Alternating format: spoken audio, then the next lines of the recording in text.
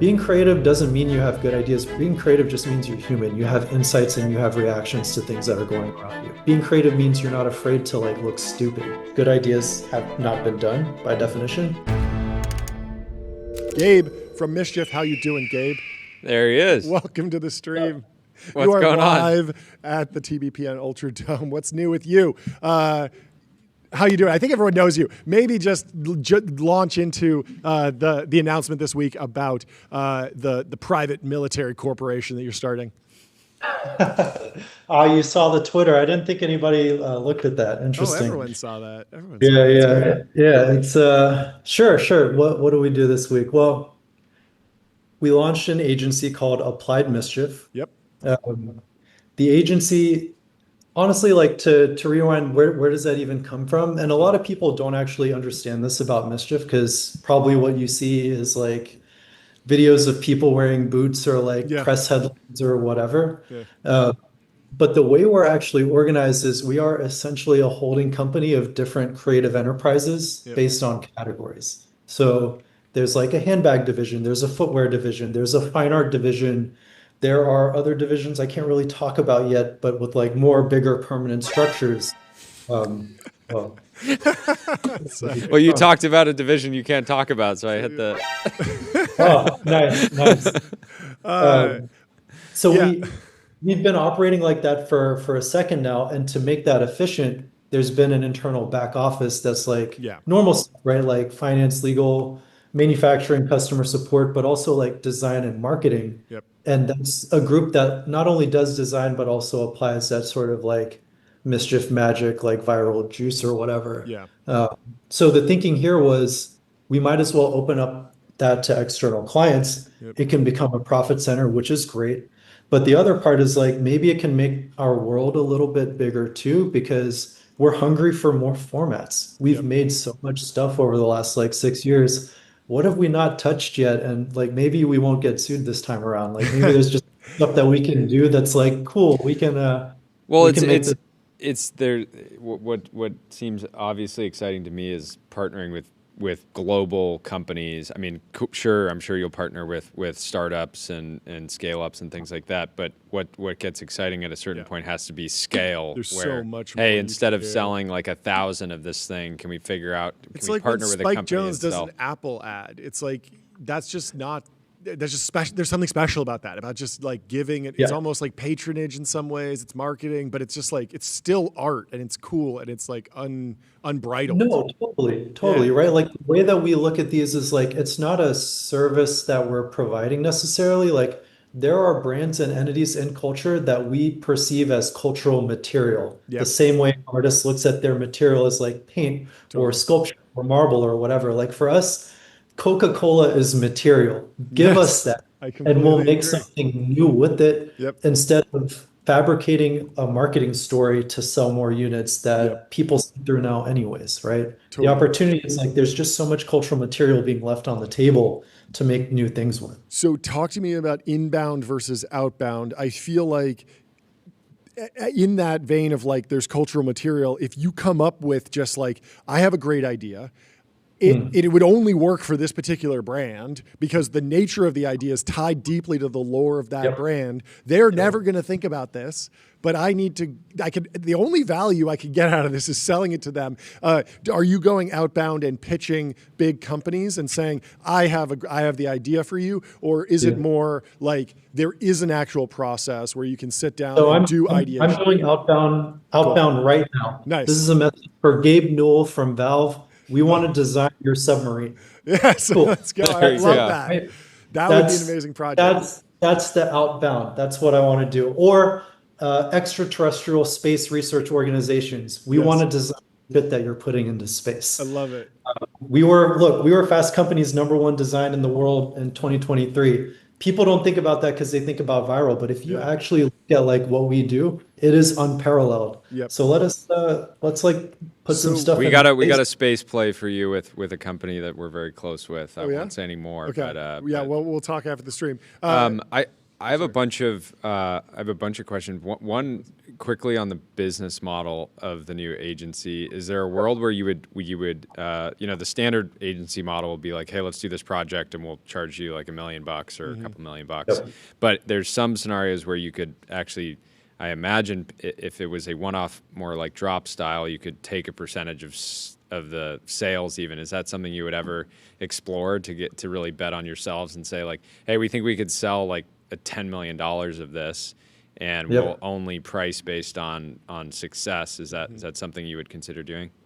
It's totally on the table, and it's not that's not even uncommon from like the collaboration route. Like some of the collaborations that we've done in the past have been that kind of model where it's like you make a bunch of product together, we both invest on our own ends, and then you split the cut afterwards. I think what's more interesting though is because of Mischief's position as like this artistic entity, like in a way, like we have a personality, we have an audience. Mm-hmm. And so we're actually like building a pipeline of joint ventures Yeah, with bigger brands that's where what I it's was. like, Yeah, that's what I was getting at. yeah, Right. it's not even about 10,000 units. We're talking about millions of Yeah, units. over I forever, think that's, basically. It's yeah, like a going exactly. concern. Yeah, like Exactly. I want a mischief themed line of kids toys, right? Yep. Like I would Yep. happily buy those. I would buy a bunch Yeah. of those, right? And so Yep. that's like if you partner with the right company, that should be in the my personal lifetime value would be in the hundreds of dollars, and I would even pay a premium Yeah. because I know it's you guys behind it. Yeah. Another question I have, uh, you know, I've leveraged the drops kind of model to do marketing. I was inspired by you guys to do marketing for my last company, Party Round.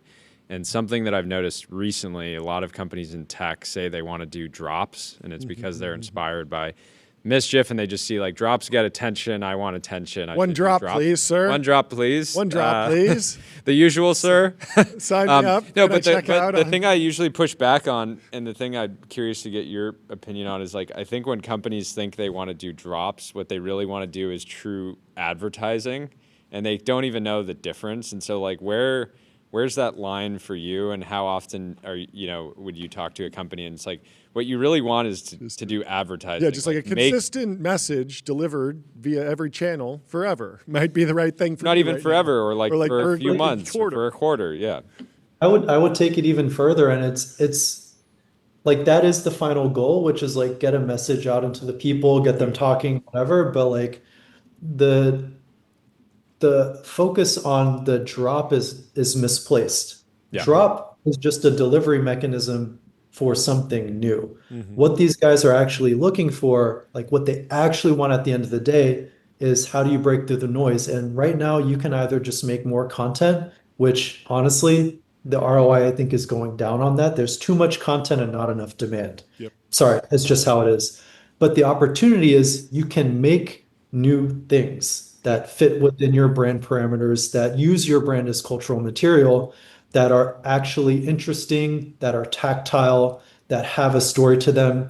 And if they happen to be ephemeral, then it's a drop. But don't get hung up on the drop. Just make something interesting. That's Are all it.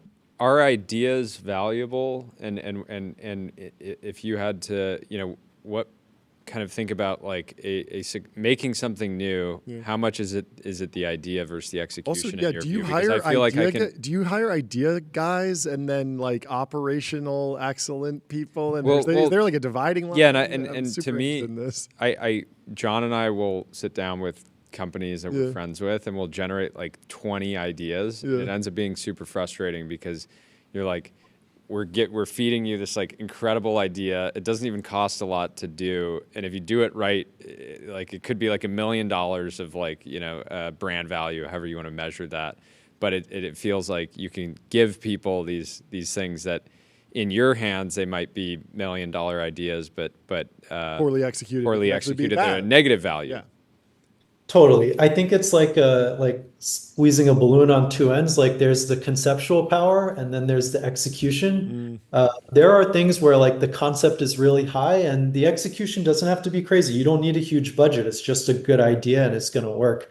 What you typically see a lot of brands do is they're afraid of good ideas because good ideas have not been done by definition.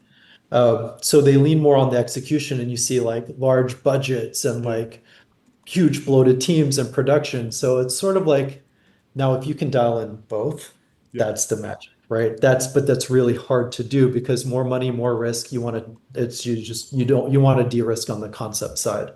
John, to your question, Yep. I don't hire idea people. Everyone here is an idea person. Mm-hmm. I'll give you an example. A couple of years ago, we made handbags, right? They're very expensive. The smaller they get, Mm-hmm. the more expensive they become. So we made a microscopic handbag that sold at auction for $63,000 at Paris Fashion Week at Pharrell's That's the whatever best. coronation of Louis Vuitton. That idea came from a summer intern. Love it. Anyone here can have an idea, right? The lawyer, our general counsel joins brainstorms, our That's great. ops lead joins brainstorms, because being creative doesn't mean you have good ideas. Being creative just means you're human. You have insights and you have reactions to things that are going around you. That's it. And then also like being creative means you're not afraid to like look stupid. And I think that's like a big defining trait here because Totally. Yeah. anybody can look stupid here, Yep. including myself. What have you ever seen highly complex ideas work well as marketing, advertising stunts? This is something that we end up I talking think with. David Ogilvy said like simple ideas are powerful ideas. That's certainly something I've seen in MSCHF's work throughout your entire career. But is there some sort of contrarian or nuance to that concept? I think there could be. The line that we use here is a good idea should slap in one sentence and then slap even harder in three. Mm, And that just means there are layers, right? Like yeah. you appreciate it for the headline, but if you like really dig into it, you're like, wait up, is this thing making fun of me? And if do I still like it? Yeah. And am I gonna buy it? And if I buy it, am I a chump or am I a patron of the arts, right? It's Yeah. like the layers are good, the ambiguity is good.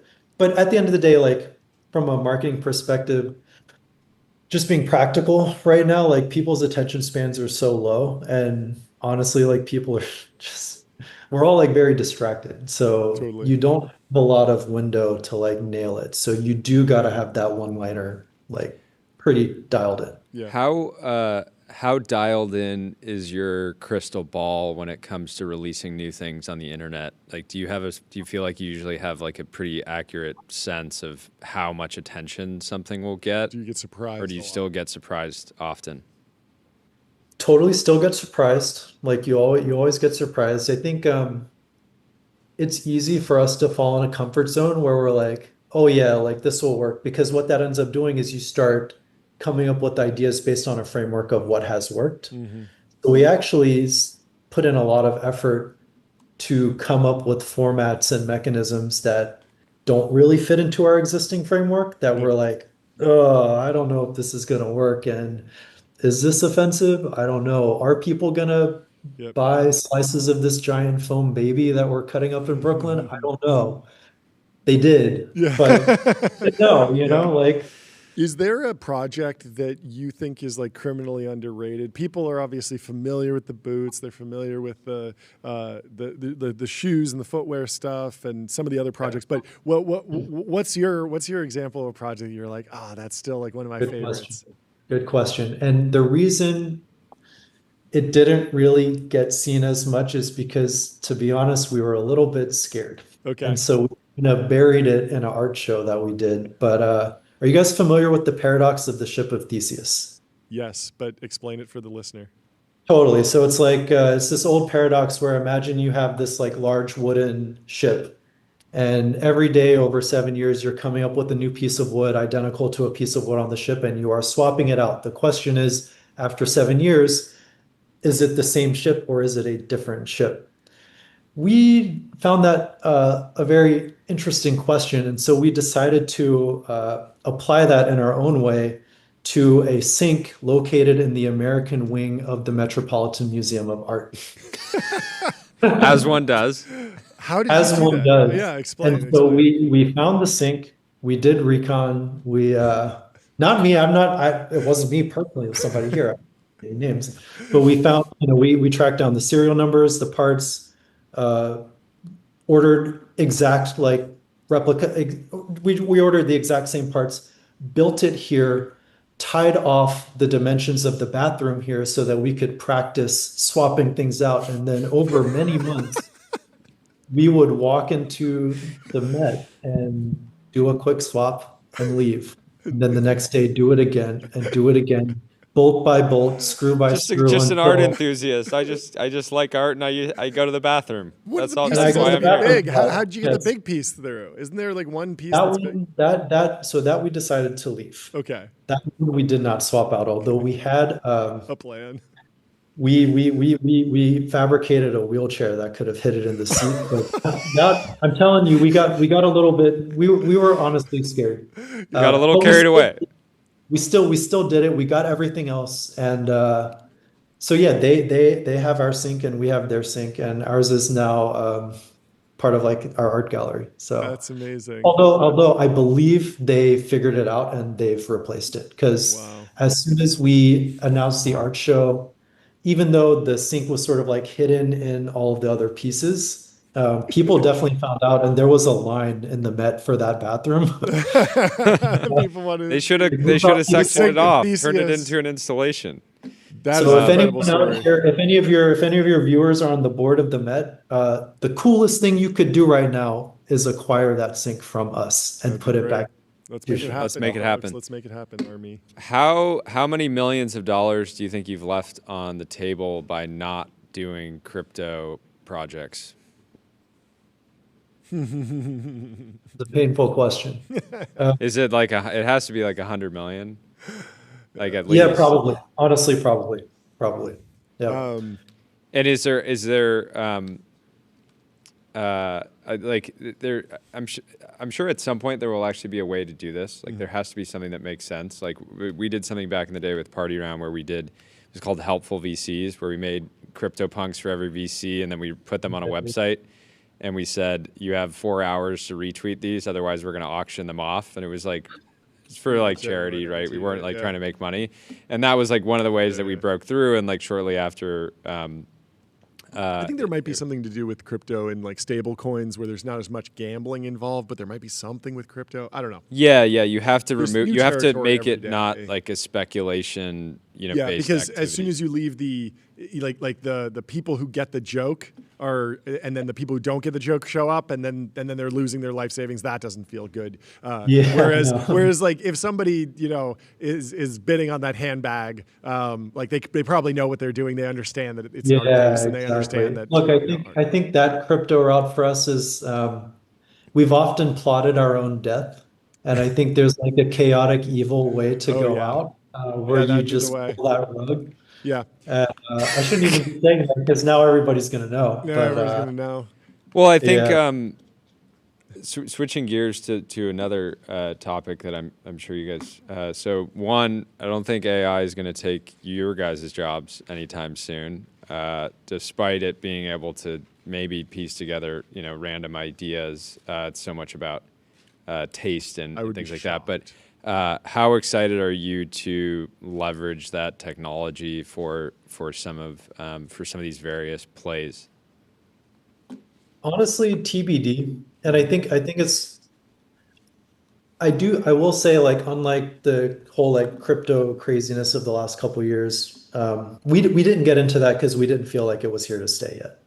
That's like the truth. Like when you see the herd run so fast, it usually means they're running towards the end of a cliff. Mhm. There's a little bit of a similar sentiment right now. That said, it is rooted in something real. Mhm. Um, but we're not in a rush to like use it necessarily, right? Sure. If it's going to be here forever, we've got time. Like it's mischief doesn't win as a first mover. If you look at all of our work, it was never about being the first to react to something or the first to like make use of a format. Yeah. So we'll see. We just have to see. How do you think about, are there any projects, like time is an interesting variable that you can play with, right? Like part Yeah. of the thing with the sync stunt that you guys did is just the narrative and the story of like, you guys were conducting this in secret for a long time. It was like and that's part of what makes it so entertaining is kind of like the lore of what went into it. Yeah. But have you thought about even longer term plays, like things that you could do over a decade or 50 years that in hindsight would just be absolutely hilarious and but again take this sort of incredible planning? Yeah, yeah. Honestly, we are at that stage of just like our lives and as a company now to be thinking like that, right? Because like if you think about it, Yeah, if we're you entering. yeah, Sorry. if you would, I know you guys have a few investors. If you told your investors, first thing we're working on is a 50-year stunt, and you're there going to tell you like, all right, buddy, like, why don't you put some points on the board first?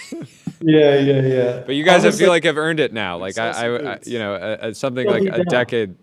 No. Yeah, because like we spent basically like we've only been around for the pandemic and like a little bit post-pandemic, right? And That's all of that was awesome. just like you don't know what's coming, like live day by day, like just survive. Like banks are shutting down. Okay, get through till tomorrow, right? Yeah, yeah. And now we've been around for a second. We're more well known. We have our existing infrastructure, and now we really are asking the questions of like, okay, what does that legacy look like in 10 years? Or should we should we disappear for 20 years and then Hmm. come back? That would actually be the coolest thing we could do Yeah, is go dark for 2 decades and then come back. with a banger. I'd It's love worked it. for it's worked for other artists. Yeah. Yeah, yeah, totally. Could you do something? So we both loved Nathan Fielder's latest sort of like aviation stunt television show. I could I've see. heard a lot about it. I haven't watched it. I I've mean, heard a lot. you should. It's one of the few people in the world that I think is executing on your guys' level in the sense He's of next level, no question. yeah, like one sentence, pitch that's hilarious, but then the more you get into it, like the Deeper you funnier go, it it's is. better. Yeah. But could you do something like that for like the cost of housing or something like that? Like sort of a decade-long stunt, like I don't know if Mischief figures out a way to like reduce, cut Yeah. the cost of housing in the United I States. mean, that was Oh a yeah, crazy no, no, look, takeaway. Yeah. like if there are any like pricey neighborhoods that would love to commission us as an artist to install a sculpture, we have a really good trailer park trailer that we would love to erect in a public square that will I drive the can just price see of like everything the Yeah. right RV. Like there's this RV Oh outside yeah, of I our know. gym, Yeah. and Kind of yellow from the Yep, sun. yep, Real like the like windows corrugated open. aluminum on the yep. outside. Yeah, Sculpture, Winnebago. It can sculpture, be a stunt artwork. for Winnebago What do Corporation, you I think. how do you feel about the state of social media, like broadly? It feels like we've gotten to a point where, in many ways, the platforms look so similar, but they also have their own character. Some of them are becoming Lindy, even thinking about how durable like Twitter and X have been despite all this change. But Yeah, yeah. what's your and do you even do you feel like you need to use social media, or are you better off not using it and then just releasing, stuff on the platforms? Yeah, yeah. It's definitely a love-hate relationship with the platforms, right? Because like platforms, if you really think about it, they started as a way to share things that you found were interesting. And now they are mostly ways to share photos and videos of you talking about things that you find interesting. Mm. It's kind of become like less novelty based and more vanity based. Mhm. Just fine. That's like a fundamental human instinct, so I get it. I would continue to love to find a way to not use the platforms to disseminate information. And that's kind of how we started. Our first audience portal was Venmo. Oh, We had a huge audience on Venmo and we like had this huge phone bank, like a Chinese phone click farm. And we, every time we had a new project, we would Venmo our audience a penny and they would get that notification because that's the most powerful notification layer in your phone is The cha-ching. money, Yeah. right? I am now banned from Venmo for life. And yeah. which Well, they want PayPal, to if you're work with Applied listening, Mischief, let me know. PayPal. We'll have the CEO of PayPal on, I think and the last company that came on works with reverse. Venmo. We'll work on it. We should get We'll this work on it. reversed. This is important. We were reading an article in the New Yorker yesterday about this concept of IRL brain rot. The examples were the viral Labubu's. Labubu's, Dubai chocolate, Yeah. the viral Italian sandwich. We saw a few of these. Joe Weisenthal at Bloomberg was also writing about these kind of like viral as being something that you stamp on your product as a product feature almost. And I was wondering if you're worried about the spillover from internet slop culture into the real world, just kind of how you're tussling with this idea of brain rot coming into the real world. I don't even know if you read the article or you have thoughts there, but I think I saw it on Instagram. Yeah. Yeah. Of course. Yeah. Yeah. You probably did a front-facing video talking about it, or you saw someone do a Exactly. front-facing video talking about it. Exactly. Like a reaction video. Yeah. I mean, look, it would. I I don't know if it's a good thing or a bad thing, but like what Mischief has put out historically is kind of in that brain rot category. Like Yeah, I mean absurd, the boots, right? yeah, Like it's it's like like absurd aesthetic, and maybe even I could be so conceited as to say we were part of creating Yeah. the that meta. world. Responsible. No, you guys definitely that it was an era of minimalism, and it was like the Everlane era. Quiet And luxury. the boots are like it, you know, an incredible reaction to that of Like being like, absurd aesthetic, Yep. just like popping imagery off of your screen. Yep. but then And the challenge with this trend, right, is if you go back to minimalism, it actually becomes, I mean, maybe as like for me, right, I became part of the Mischief audience and Mischief customer in my early 20s. I'm in my late 20s now. Eventually, maybe I'd want some ultra minimalist, Mischief item for my home. But at the same time, like once you get on the maximalist track, like you're kind of on this maximalism treadmill where you just got to keep like going crazier and crazier. And maybe in the internet era, there's no turning back. it's totally possible, right? Like we might have built a machine so effective that it's now our master. And like how do you break free from that, right? But I'm not too worried. Like we actually don't think so hard about it. We just kind of make the things that we like, and then if Yeah. it ever stops working, then Do something figure else. Yeah. yeah, Figure it out. exactly. Well, I have an idea to put out in the ether. I think next time an A-list celebrity is going through a massive comms crisis, PR crisis, or a scandal, they should hire you guys to create something more viral Yeah, totally. than the They scandal. just need to do another crisis to compete with that. All they got to do is go to Twitter and be like, send a Bitcoin to this address and I'll send you 2 Bitcoin. And then they actually do it. They actually do it. Actually do That's it. genius. Yeah, Yeah. that is a one-time get out of jail free card. You heard it here 100%. first. Just payoffs. If you're a celebrity and you're in trouble, you're good. caught at a Coldplay concert. That's the only way you can reverse the tide. You will be good. Yeah, sure, free for idea. sure. Go for it. Yeah, Awesome. this is great. Yeah, thank you. It's We're really at 30 minutes. great to get the update and just Yeah, hear your congrats on the so much progress. clarity on all these different areas that Yeah. we talk about all the time. Yeah, we could talk for hours. So- Yeah, we'd love to have you See- back whenever it makes sense. This Yeah, is- Gabe and I kicked around an idea that we won't share now. Oh, yeah. We'll leverage that for I think we should your next definitely do that. appearance. I 100%. can't wait for it. 100%. Let's do it. Awesome. Awesome. I'll talk Great to you catch soon. up. Cool. See you. All right. Cheers.